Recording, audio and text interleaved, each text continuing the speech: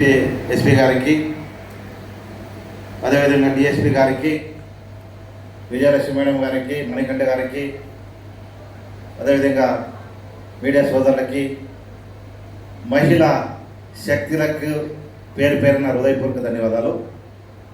ఈరోజు ప్రభుత్వం రాష్ట్ర ముఖ్యమంత్రి నారా చంద్రబాబు నాయుడు గారి పరిపాలనలో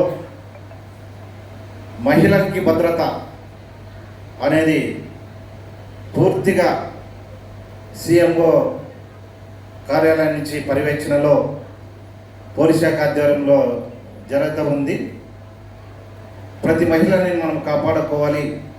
ప్రతి మహిళకి ఏ మాత్రం కూడా వాళ్ళకి ఇబ్బంది కలగకుండా చూసుకునే బాధ్యత ప్రభుత్వానికి ఉందనే ఒక మంచి ఉద్దేశంతో ముఖ్యమంత్రి గారు పనిచేస్తూ ఉన్నారు.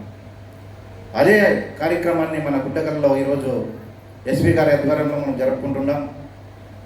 ఇప్పుడు పెద్దలు డిఎస్పీ గారు చెప్పినట్టు కూడా మహిళా డిఎస్పీ గారు కూడా చక్కగా మీకు చెప్పారు. మన భద్రత మన చేతుల్లోనే ఉంది. ఈరోజు మన తల్లిదండ్రులు మనం చదివించి కాలేజీలు పంపించి మీరు చదువుకునే టైంలో మీ మొబైల్ కూడా అది ఎంత మనకి పనిచేస్తుందనేది కూడా మనము దాన్ని గుర్తుంచుకోవాలి. ప్రతి మహిళకి, ప్రతి వ్యక్తికి ఈరోజు మొబైల్ ఉండదు. దాంట్లో మనం భద్రంగా మనం చూసుకునే బాధ్యత మంది.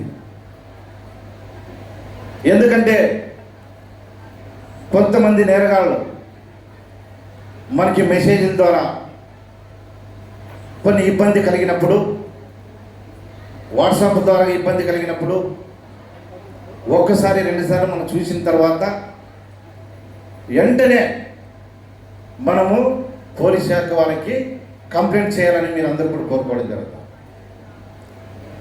ఎందుకంటే వాళ్ళు ఎవరైనా ట్రాక్ చేసేటప్పుడు ఏ వ్యక్తి అయితే మనకు ట్రాక్ చేస్తాడో ఆ వ్యక్తిని ఒకసారి రెండుసార్లు మీరు చూసిన తర్వాత మూడోసారి వచ్చినప్పుడు ఖచ్చితంగా పోలీస్ శాఖ అధికారులకి మీరు ఆ సమాచారాన్ని అందిస్తే మీకు భద్రత అనేది కలిగిస్తుందని మీరు అందరూ కూడా నేను కోరుకోవడం జరుగుతాం.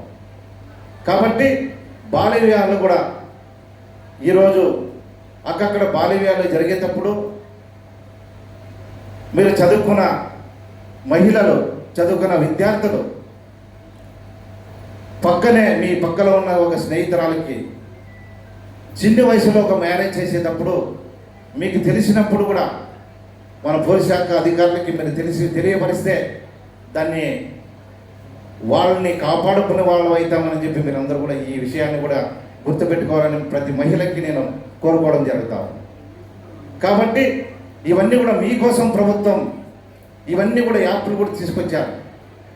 సైబర్ నేరగాళ్ళు ఏదైనా జరిగినప్పుడు ఇవన్నీ కూడా మొబైల్ ద్వారా మన చేతుల్లో ఏదైతే ఉందో వెంటనే సమాచారం ఇచ్చే ఈ యాప్ ద్వారా మీరు అందరూ కూడా డౌన్లోడ్ చేసుకొని ప్రతి ఒక్కరు కూడా మహిళలు ఇవన్నీ కూడా గుర్తుంచుకొని పని చేసుకోవాలి.